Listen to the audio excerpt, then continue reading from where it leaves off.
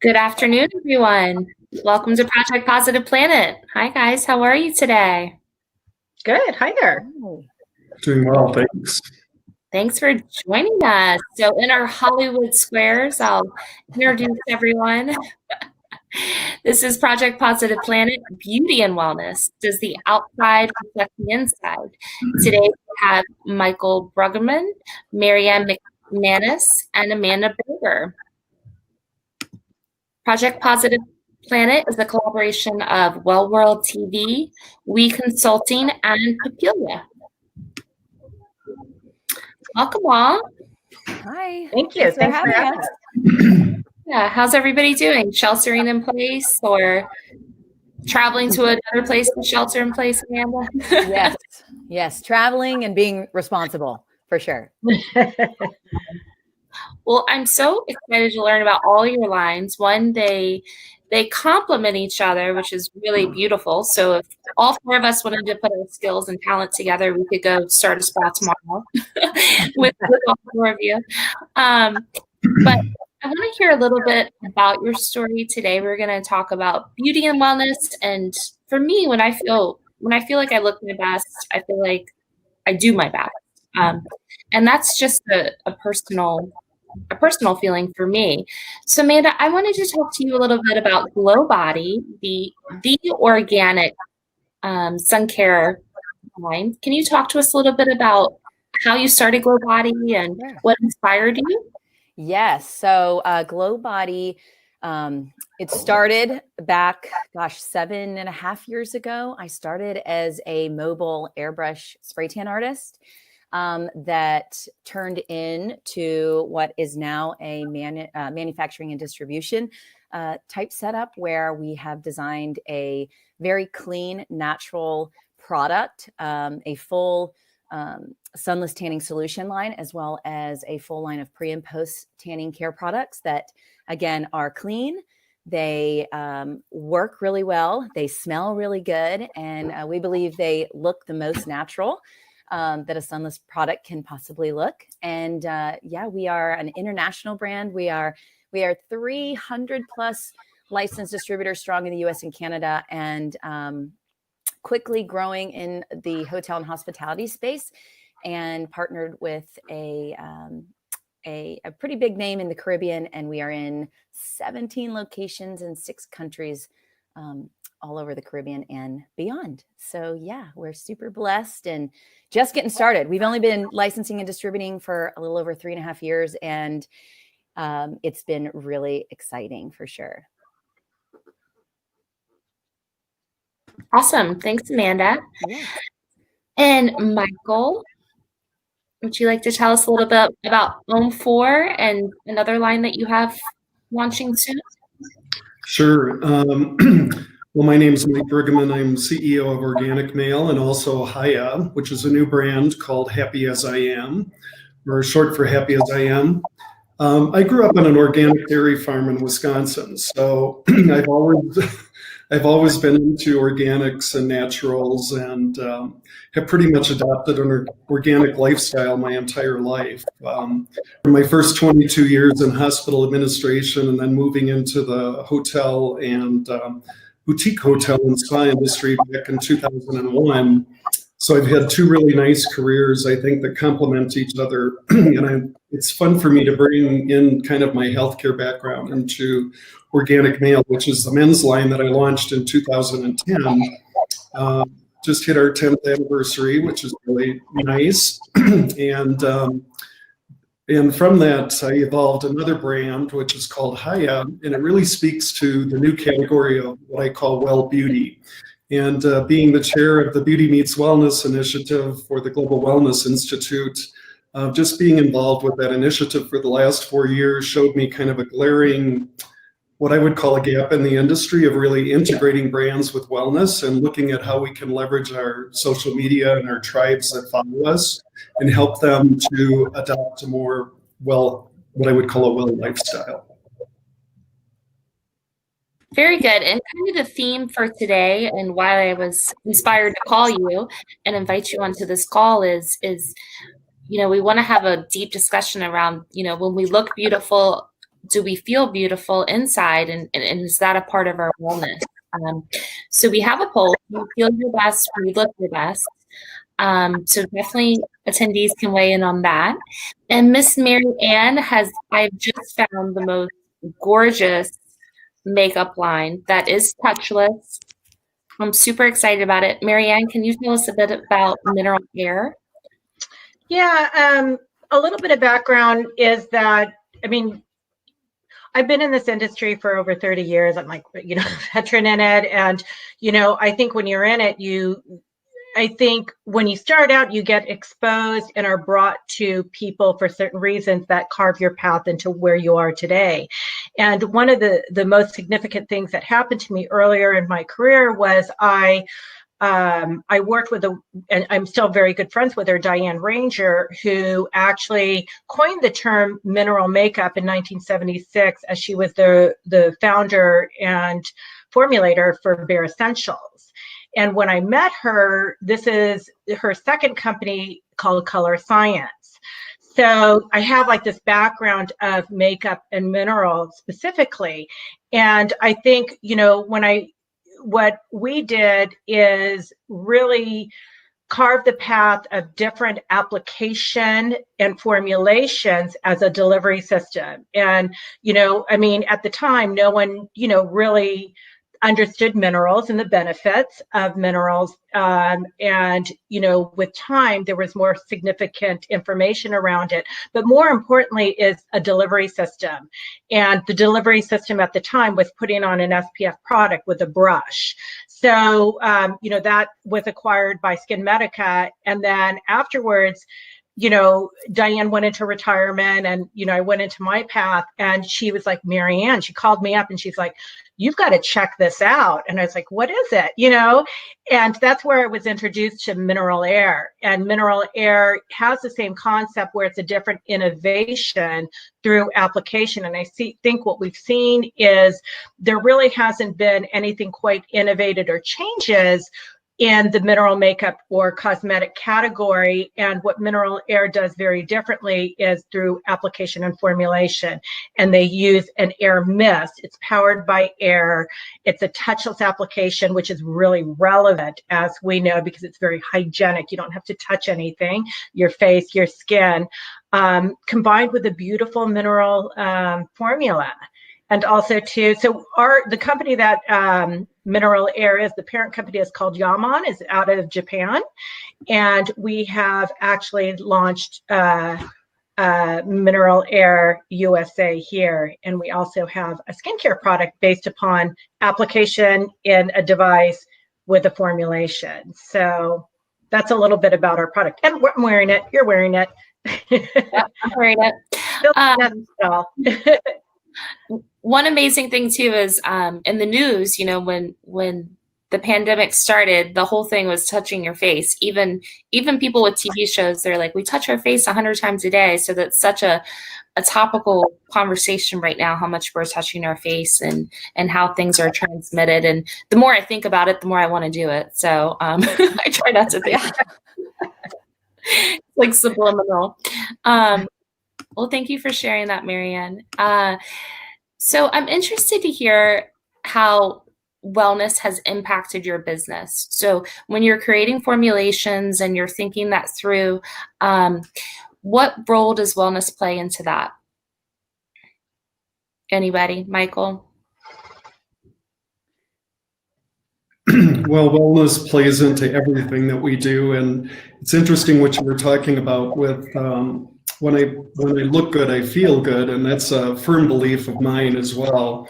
As you know, with the Global Wellness Institute, we partnered with Dr. Anjan Chatterjee, who's a neuroscientist, and we looked at what's the connection between how people feel when they put on makeup. And part of that is the touch, which obviously is a issue today, just the aspect of touch, and then the outcome, or how you actually look after you finish with a service or apply a product. But over the last several years, was being involved with Green Spa Network and being involved with the Global Wellness Institute, it just became so absolutely apparent to me that wellness was here to stay in every industry. And if you just look at the global wellness economy, it really permeates everything from fitness to hotels to spas to governments that are interested in wellness tourism. So it really is a driver, I think, of business today. So any business that isn't thinking about wellness and how they facilitate wellness of their consumer group, I think, is at a loss for the future. I agree wholeheartedly. And coming from an industry that in some parts, especially in the United States, are sunless tanning is non-regulated in some places right now, which baffles my mind. And so I think as a CEO and founder of Globody, and we have a responsibility to produce not only clean products because our clients care about ingredients. Everybody is becoming more educated, and I think it's kind of reckless and silly if you're still putting these harmful ingredients in your products. I think we're in a day where, if you're using harmful chemicals or animal byproducts or things like that, it's just irresponsible in my opinion. And I really do stand very firm in that. So yeah, I totally agree. And yeah, it's very important nowadays. I mean, I agree with both of you guys. I mean, I think on a standpoint of wellness, it's, people do want to feel good. I really do believe what you say is when you feel good, what you do in the inside reflects, and this is the whole thing, it's what reflects on the outside as well. And I think it comes in different forms of when you have an act of doing something, whether it's exercising, whether it's doing something for the environment, it's like being very mindful. And, I think, on the standpoint of having responsible products, that's really important. And as we know, and what you were saying, Stephanie, is Amanda, is the fact that there's more consumers that are more knowledgeable about ingredients, and they're seeking that. We all want to do better for our world. And, as a company too, we take a lot of pride in the ingredients that we choose and the things that we don't put in our product.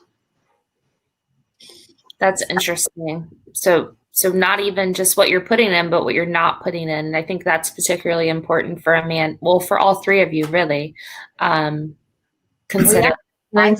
Yeah, regulation is coming in our industry. I mean, it really is. And so if you're not prepared for that and you're not prepped for that, we're gonna see a lot of companies go down really quick. And specifically in my industry, it's my opinion, anyways.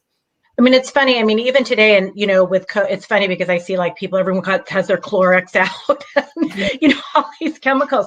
But I think we're trying to practice. That was stemmed by fear too, and we do want to take safe precautions as well. But I think on a standpoint of how we develop our products, the ingredients that we choose, all of us feel very mindful and responsible on so many different levels of, what we produce. Mm-hmm. For sure. Michael, are you gonna? No, I was just thinking, this year we published 5 trends from the Beauty Meets Wellness initiative. And I think they're really relevant because they're definitely going to be drivers of the business model in the future. And the first one was conscious consumerism drives corporate culture change. Before we looked at, sustainability is a big deal. And then that moved into blue corporations and being more socially responsible. But consumers are getting so savvy today that they're really scrutinizing the entire brand DNA, looking at everything from hiring practices to makeup of your C-suite to anything that has to do with how employees are treated. So it's that deep dive of the consumer having more time on their hands to really do some research and investigate and empower themselves is definitely a driver, I think, of the industry. The second one that was interesting to me was the beauty ecosystem is actually evolving. I can remember 10 years ago when I went to an ingredient show, you would be hard pressed to find a real natural, beautiful, organic ingredient. And today, every major manufacturer, whether that's Dow Chemical, whether it's Corning, whether it's Croda, they're buying up a lot of small companies that are actually doing green manufacturing today. And a lot of I would say the third-party certification processes are driving that. So for example, Cosmos in Europe looks at everything from the seed to how that product or how that plant is grown, how it's harvested, how it's then this type of suspension material is that extract suspended into, then what type of chemical process does it undergo before it ends up into a cosmetic product. So the entire beauty ecosystem today is really transforming to look at upcycling and look at a lot of more progressive, ways of doing business. And then, science is actually powering everything today. So I love that connection between actual scientific healthcare and beauty. So epigenetics, bioferments, the skin's microbiome, so many trends that are happening now that link beauty to, a broader integrated scientific approach. And one thing that's really interesting, especially with the advent of George Floyd's death and the whole Black Lives Matter, is this notion of redefine beauty, the bridge to belonging. And we've been so, I think for many years we've bred that, what I call the pathology of perfection that brands have really promoted. And I think people are tired of that. They want to look more natural. They are going back to a more simpler lifestyle. So I think brands that are really promoting inclusivity and feeling comfortable in your own skin, especially as we're more socially distanced from one another, and we long for that connection and that belonging, that's going to be something that's really important. And then finally, the whole technology aspect, which is empowering consumers in creating a different experience. Brands, I don't believe, are going to be able to hide behind simply putting cream in the jar in the future, because with artificial intelligence and face recognition apps today, we're able to do a before and after. You're able to judge whether or not your product line, as prescribed, is actually producing the results that are in the marketing claim. So I think, the wheat and the chaff is going to fall out of the industry in the future, and only those brands that are really dedicated to ethics and strong social responsibility and morals are going to be those brands that survive in the future. Well, there's a lot of great information there. So back to your first point, and consumers will be driving their dollars based on efficacy. We've been talking about that too with our tourism partners, hoteliers, and stakeholders. How you treated your people during this time. Consumers are going to be looking at that to see, if you've done your best, your genuine best, and they're going to be voting with their dollars after that. And I think for you all, Spa and Wellness too, they're going to be like, what did you do during this time? So I'm interested to hear a little bit how you pivoted during this time, because I think we've all had to do at least a quarter turn, maybe a 360. But how have you all pivoted during this time? I can start with, I think we've all had to work extra hard during the quarantine and the COVID pandemic, but finding ways to continue to operate and pay your employees. I know there were some assistance programs that you could get from the government, but it was really, again, pivoting. And for Globody specifically, our warehouse and distribution is in Charlotte, North Carolina. And by the grace of God, I don't know if it's fate or if it's luck, but we sell body washes, face masks, and plastic gloves. And we were deemed essential. And so our warehouse and distribution remained open.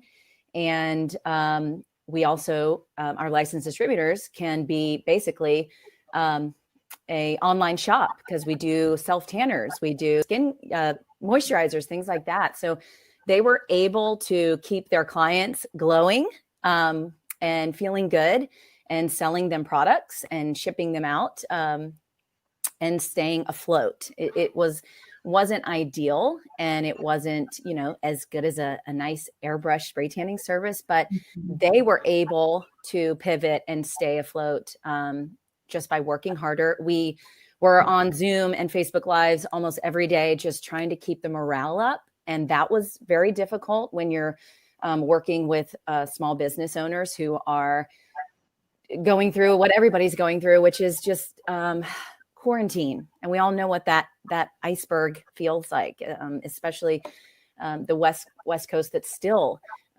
shut down and still under quarantine. And so I just trying to keep the energy up, the morale up, finding ways to stay open. And we did that. And like I said, by the grace of God, we were able to come out stronger, and we feel really strong. I mean, strong is such a loaded word, but we really have found ways to survive. And I think that we're all better for it. So.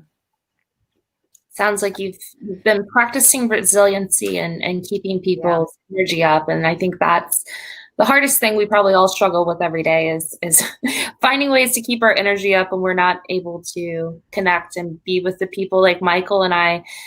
And Amanda, I know you two spend a ton of time, Marianne, on the road. And that's our center, is like going to shows and connecting with people and visiting people. So it's definitely been a challenge the last couple of months. How about you, Marianne? I think for us, I mean, absolutely. I think, we all had to start working harder. We had to think really strategically, because for us, our channels is the professional channel, and all our resorts and spas, were stunted. Everything was paused, and many of them are still paused right now. But, we wanted to come from a point of compassion, but also too, as a brand, we need to sustain as a vendor. So we had to think creatively on how we could best support. And there, whether it was, reaching out and connecting and, having one-on-one calls to find out ways that when we do reopen, how can we work strategically in continuing to offer products that are safe, that also to support the growth and the performance, as well as the profitability as we recovered from the COVID and the shutdowns. So I had a lot of conversations around that. I think we as a company, really dug deep, and we went to our social to give education to, it wasn't about like selling products. It really was about, supporting our customers, reaching out through education, motivating. I mean, people just needed to be touched, right? And that's what we saw. I mean, as a brand, and, we really spent much time in our messaging and our outreach around that. We also did things with makeup artists too, because I know our makeup artists were hurt because they didn't have the work that they originally could have had, and they were stunted. So we did some programs and replenishing systems and giving product out to them. So when they did start back up, they didn't have to invest into that. We worked on education. As a smaller company, I think, we're very small, but our employees, I think for us, it's easy as leaders to fall into the trap, and it's really important. And I think that's one thing why we are in the places that we are, because we're visionaries. We see, part of our roles is to see problems, but to work through it, right? And to sustain and get better. And, we were lucky because we didn't have anybody who was put on furlough. We actually were able to do some education videos and have our national makeup artists do some work for us during this time, which is really important. So, I think we'll continue as, I'm in the West Coast, so a lot of us are still at a different phase, and everyone's at different phases, but we hope to continue to support, to grow, to be strategic, and really ensure that, we offer the strongest strategy. So, if you're not doing well, we're not doing well. So anyways, I do agree. I think we're there's a lot of resiliency out there. Mm-hmm. Okay. Michael, how has OM4 been weathering the pandemic storm? Michael, you might be on mute. Thank you. I was. Okay. Luckily, we have a fairly good consumer base. They're direct to consumer sales. So, that it brings in a little money. It certainly doesn't support operations. So wholesale basically stopped March 1st, and it is just starting to reopen again. And I was committed to keeping employees on regardless. So we figured out ways to remain busy, to do further leadership development of my leadership team, to kind of keep things running and prepare for the future in a different way. What was particularly challenging, though, is Haya was slated to launch on my 60th birthday on February 12th. And unfortunately, Italy preceded the US as far as the pandemic, and I purchased all my glass from Italy. So you can imagine the challenges of trying to get the bottles into the US after the pandemic actually started. So fortunately, they're here now. It was, a lot of work. The line is Cosmos certified, which is the European standard. So we choose most of our ingredient manufacturers from Europe, and just the operation delays, the fact that we've already purchased about 200,000 of ingredients that are just sitting there waiting to go into production. It's really been a challenge to kind of juggle the finances, especially when all of that money would have been in reserves to cover, operating expenses during, a loss like this, or a unexpected situation. Unfortunately, it's all leveraged into the new launch. So it's definitely been challenging, and it's been a good practice for all of us, nonetheless, to be thankful for what we have. Life could be much worse, to try to keep perspective, because there's other parts of the world that are experiencing many more challenges than I do on a daily basis. So I really try to look at that and say, we're all in this together, and we all have challenges, and hopefully we can all support one another. Yeah, I don't think I've ever been as connected as I've been the last couple of months, just with people I haven't talked to in so long throughout my career. So that's been really nice. And we are looking forward to Haya.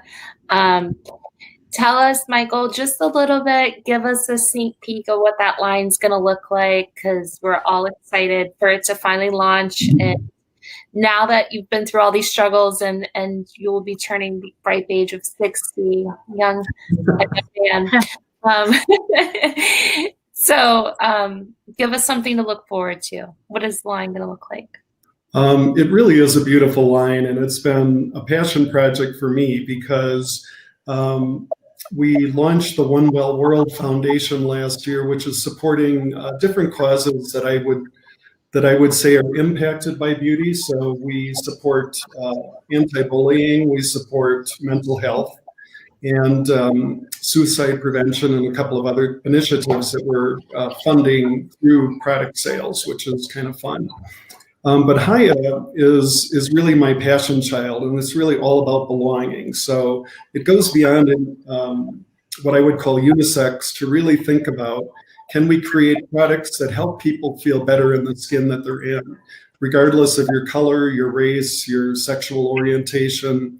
The messaging is very positive, and we want to meet you where you're at the age you're at the issues and the concerns that you have, and then give you a solution that will help you feel really great about who you are.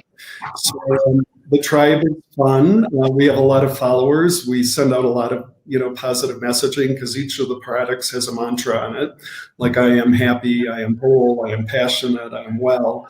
So part of it is to actually use your routine in the morning to get into a state of being that you can be the best person that you can be that day, and really touch others, because you've really taken a look at yourself and how you interact in the world.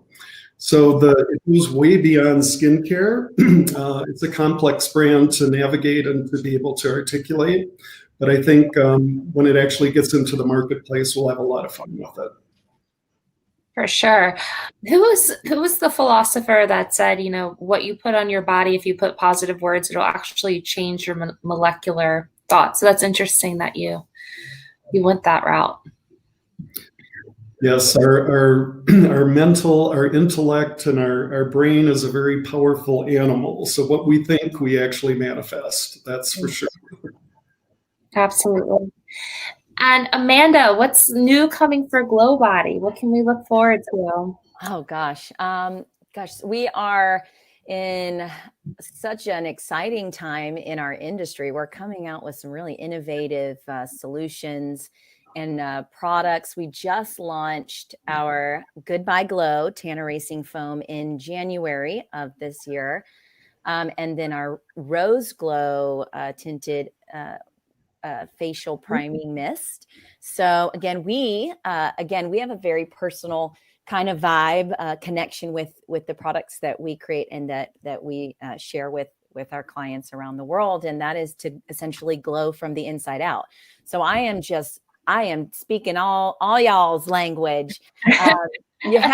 Nowadays you have to connect your personal and your business and your message and your mission, right? And if you don't, people are going to spot a fake a mile away. So I am just totally vibing with this new line that you're launching, and really excited about all of your products. So I can't wait to just dive in. And again, side note, samples my way. I will test and share and love, and I'll send some your way too, and any of the people that are on today. But really exciting stuff. It's really, for me, where my focus is expanding more on an international level.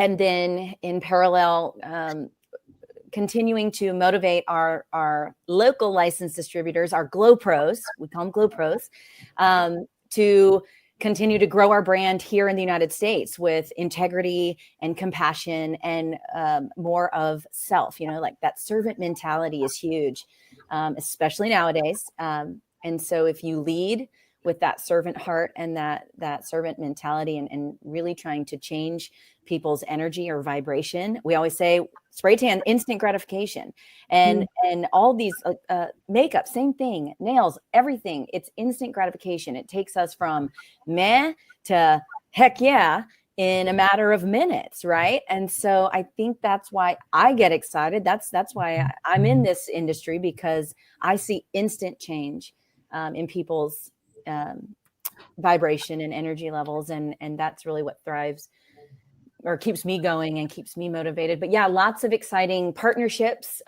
with everything was shut down in February. We were actually in Jamaica for 2 weeks, and they said, you guys are going home, go quarantine, and we'll see you when we reopen. So it was kind of a low hit to the ego. Because like we all said, we're travelers, we're constantly talking with people and networking and growing. So I'm hopeful that we're going to pick that up very, very soon and continue to expand and grow with other companies. I'm sure you will. And we have Dean Lynn on, and she's here from the Exuma Bahamas, which I know. Can we mention the company that you're working with in the Caribbean? Yeah. Amanda is working with Sandals, which has 26 spas in the Caribbean. They do, and we're going to be in 17 of those. And we were in Exuma. We did right before this hit. So it was so exciting. Exuma is one of my favorite places, not just in the Caribbean, but the whole world. If you can go to the Southern Bahamas chain or even down to Turks and Caicos, where I lived for 4 years, it is one of the most beautiful places in the world. Totally agree. Hi, yeah. Exuma. I miss you. Bring me back. And Marianne, what is Mineral Air planning for the future? What we're continuing to do, as a device company and with Formulation, we're continuing. We just launched our Mineral Air Scan, providing just really great ways to get products on and, using technology as well as innovation and with great ingredients. So we're really excited about that. We're aligned, and for us about like the feeling good and the wellness really happens when we're not about like putting makeup all over the face. It's about a second skin. We're not like an eye and lip and, this other line. We're just truly complexion. It's all about the skin. We're inclusive. We have every light shade to dark shade that's there. I think as in product launches, we just launched a great new setting mattifier mist. But also too, what we're looking at as a company outside of Japan, we've really taken a lot of pride in and they're known for home care systems, right? So where I could have like a professional look, but it's an at home. So, we do that through our mineral air, device and our makeup, our skin, but also too, what we're looking at is bringing in other products from our parent company, which is Yaman. So I can't say too much about it, but I'm half Japanese, and there's such a beauty, and having, culturally, there were things that I was raised with that were rituals. And one of the lines that I saw, it's a beauty ritual, and that it really is about taking the time for self and doing these things and these practices, because it's not just the act of doing, it's about breathing it in and expanding upon it, and it really defines self. And so I'm really excited about some of the things that I can't say, but hang tight, because we are going to be bringing in some really innovative, beautiful products. So that's interesting what you say about rituals, because I think we've all, especially during this time, we've kind of been redefining the rituals. Like we get up and maybe some people have a practice of journaling or yoga, but really making those rituals even more important, as our days can seem long sometimes to get through that time. I have a question too, because Michael touched on it a little bit. The inclusivity of your lines. Can you talk to a little bit about that, particularly now at this time, and as much work as we do in the Caribbean, which is why Amanda's line was such a great fit, I know, because it does truly match all skin tones. So can you kind of talk about how you work with inclusivity within your brand? Michael, you're nodding. Well, it's tricky because, for example, if you just take one of those continuums, and I like to think of life in duality. So there's always a yin and a yang, opposites, and on all these continuums. So if we just take gender, first of all, like man, woman, there's some things that you're going to have to do in that formulation that's going to appeal to both women and men, which is tricky because men like matte, finishes. Women tend to like a little bit of dewy glow. Men like certain fragrances. Women prefer certain fragrances. So to cut down the middle and to really, really formulate so that you're being effective for both different types of skin, and the scientific differences between male and female skin is tricky. So Haya has done that. We played off of a lot of the research that I originally did with Organic Male on the differences of male skin being thicker and some other challenges. So women, you're going to get a double benefit because it's formulated to penetrate thick male skin. And so there's a increased delivery benefit for women. But then you start to look at every aspect of it. So what are some conditions that maybe are Black Americans experience versus like your Northern Europeans? So Northern Europeans would have more redness in the skin. Black skin tends to be a little bit more oily. So creating solutions that are going to cut across some of these or to be able to be segmented into some of these different challenges that we have ethnically. For ethnic skin is also part of the Haya formulation. Beautiful. And I have thick, oily skin, so I need it all. Work for me. Amanda, you want to talk through kind of what Sure. you've all to? Yeah, I think education is key also. If we've been trying to get after that Man Tan Tuesday and educate our male and future male clients that, hey, this isn't just for the female market. Also, it's not just for the Caucasian market. We service all colors of the rainbow, and it does something different. So if we were spray tanning a Mediterranean skin tone, it's going to look far different than what a spray tan or what our solutions look like on me. I have pink undertones. I tend to burn easily. And in our solution, it plays into many factors: skin type, skin tone, oily, dry, how long it's going to last, will it process, will it oxidize, will it develop? It all depends on, sometimes hormonal imbalances can affect your spray tan processing time. So I think education and depth. So you have to constantly work like, hey, let me educate you that this product is going to be great for this reason, or it's going to work differently and look great for this reason. We always talk about, for our women of color, like that, get that melanin pop in. Like all of the celebrities on the red carpet right now are spray tanned, and it works and amplifies in different ways depending on the skin type and skin tone. So I think education is key. Continue to work hard to get and expand your clients and your client base. And I think, yeah, you just piggybacking off what everybody else is saying, it's just education, and the scientific part is really exciting for me. But I think to the consumer, just really saying, hey, this is what our product is going to do and how it's going to amplify your natural beauty, I think is key for us. And I'll just note, on a personal note, we did a gorgeous fashion show with Rita Couture in Jamaica, and we had multicultural, so we got to tan, like you said, pretty much every ethnicity, and it was really beautiful. Yeah, and yeah, it was great to see how the product, and we have it's customizable, so not one shade fits all skin types and skin tones, and so very much like skincare, you have to take the individual and then give the product that's going to work best for their skin type and skin tone. So yeah, it was so exciting to see everybody processed and shining and glowing on the runway. It was really neat. And how about Mineral Air, Marianne?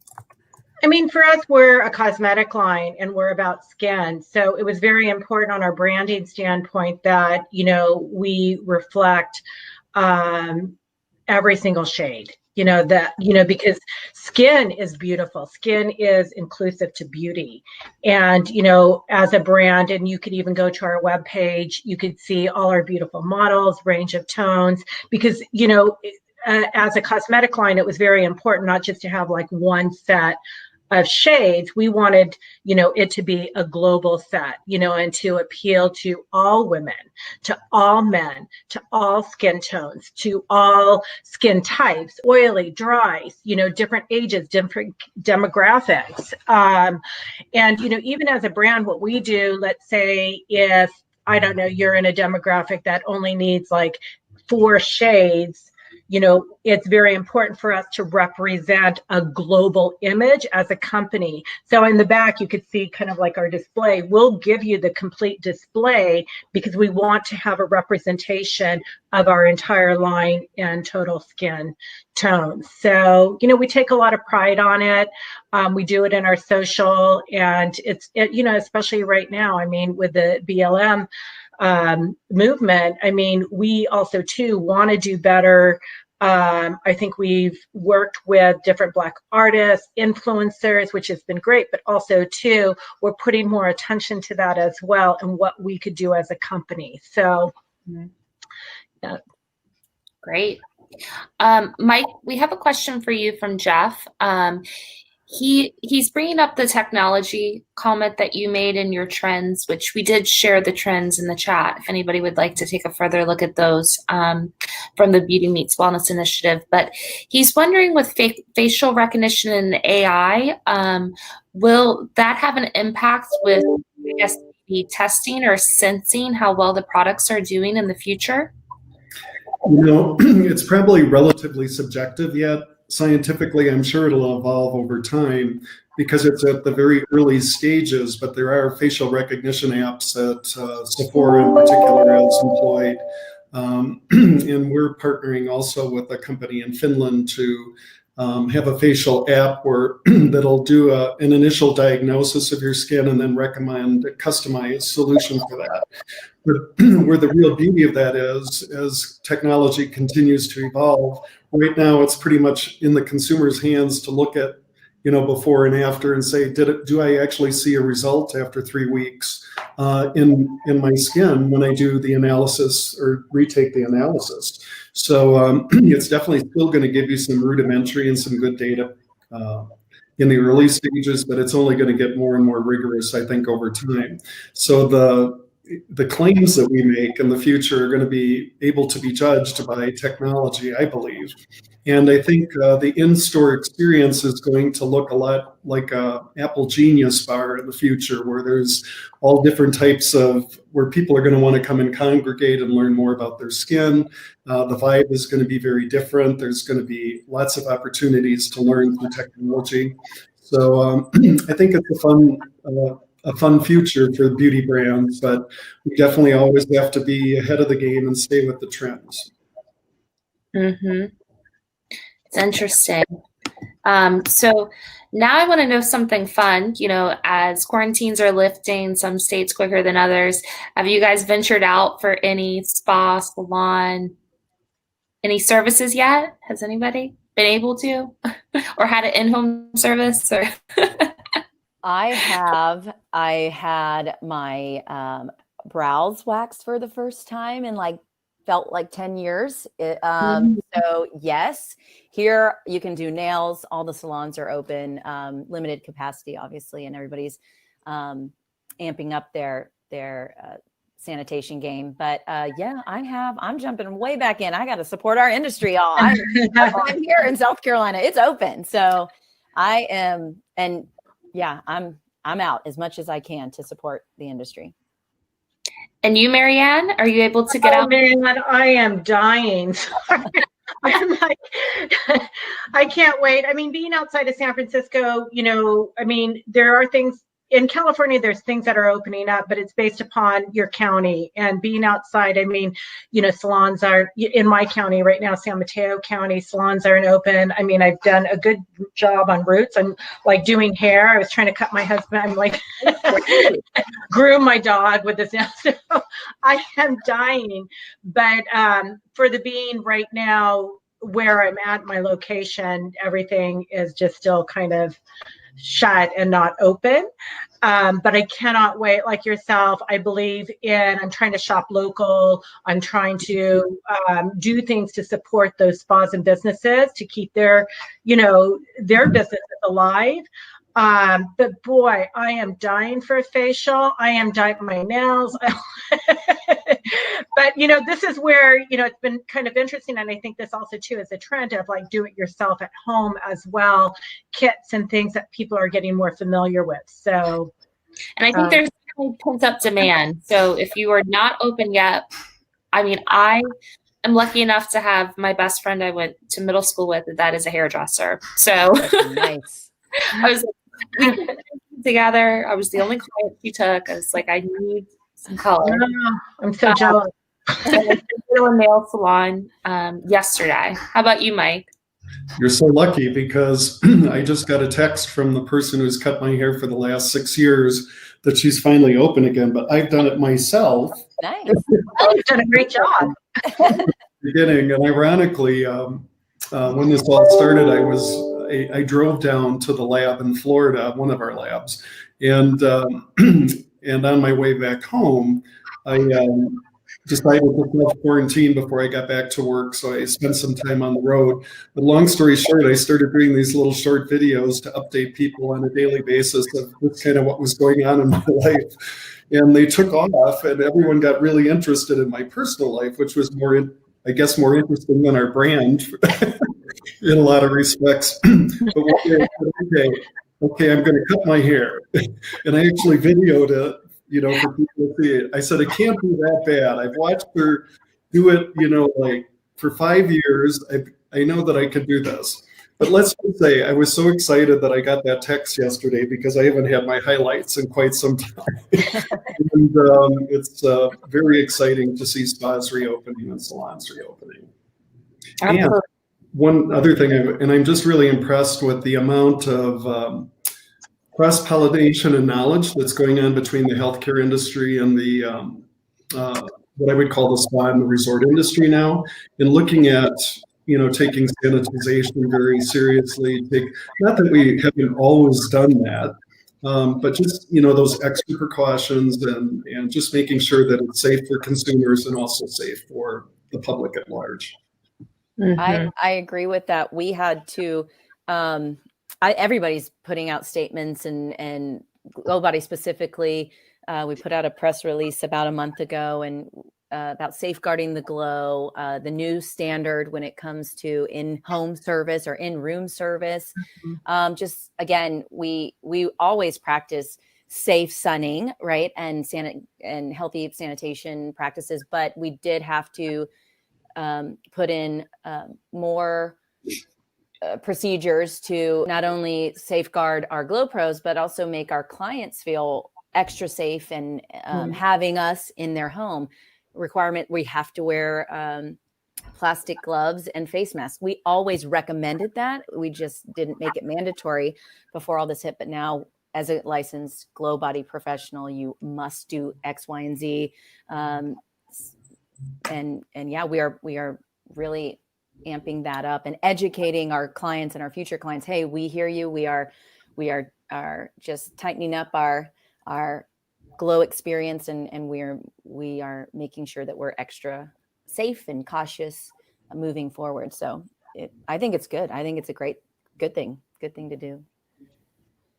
Absolutely. And I've been saying the last couple of weeks, the fourth wall of hospitality and spa and wellness is kind of disappearing because people want to see this stuff now. Like Mike said, it's something we've always done in the background, but now it's kind of in the forefront to make consumers more comfortable. Like I just read, I think this week, that John Hopkins is partnering with Four Seasons, and Lysol now has hotel partners, and just the craziest marriages that you never thought would be are happening. United, I think, did.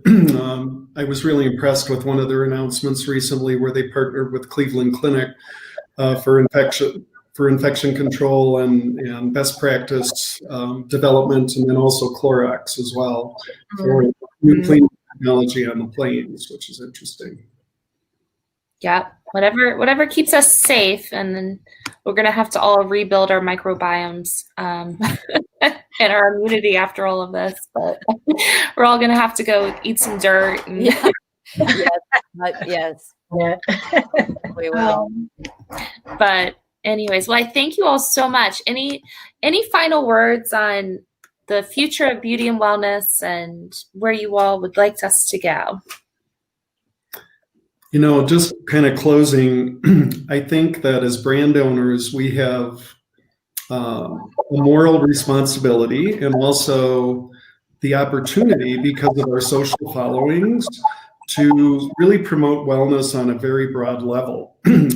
We can influence change in so many ways today as a brand, and that power and that opportunity is so wonderful to help consumers learn that wellness just isn't about what you eat and about physical fitness, that it's about spirituality, that it's about keeping your mind challenged. It's about so many other different aspects, and how we approach that and how we help the world become more well is something that really excites me. So I feel very fortunate and privileged to have two successful brands in the marketplace at this time. Beautiful, Mike. Amanda? Yeah, I think the beauty industry, it's going to look differently moving forward, but I think it's going to be a beautiful story. I think it is going to be more inclusive, and I agree that as someone who represents an entire brand, and we do have a international following, responsibility and education is key. And yeah, I think we're all going to become stronger as brands, and in our industry, it's going to be great. I do. I think it's going to be more on a personal level, and people are really going to attach themselves to what they're most attracted to spiritually, professionally, personally. It's all going to kind of come together as one. And so I hope I'm along for the ride, and I think it's going to be great. Amazing. Marianne? I think, through this whole pandemic, we've learned so much and we continue to learn. And as long as we come from a place of openness, but I think, we're going to see some great technologies get developed. We're going to see some really cool best practices. I mean, I think we may not be able to define every single piece to it, but I think we're going to see the spa, the community get even stronger. I mean, I feel like I'm so much more connected with people and relationships a little bit more through this. And I think it is important for all of us to continue our connections through our products, through our messaging, through our social. One of the things that I know as a brand is that ways of testers is, especially being a cosmetic line. I mean, that's all changing. I mean, with the sanitation of brushes and sponges and, and I think there's going to be more relevance on cleanliness, which is important too, because I've seen great practices around people that have demonstrated makeup and some not so great practices. So I think there'll be a cleanup around that. Again, with mineral air, it's great because it's single dosages. You're not touching the skin. It's a very clean piece. But more importantly, I think, we're all going to sustain much stronger. I think wellness is so combined to beauty, and it speaks to how we feel about each other and, what we do to ourselves on a daily basis. So thank you. Absolutely. Thank you all. I'm so thrilled to have you three with us today. This was Project Positive Planet. Wishing everybody a beautiful Thursday. Thank you all. Thank you. Awesome. Thank you. Bye, everyone. Bye, guys.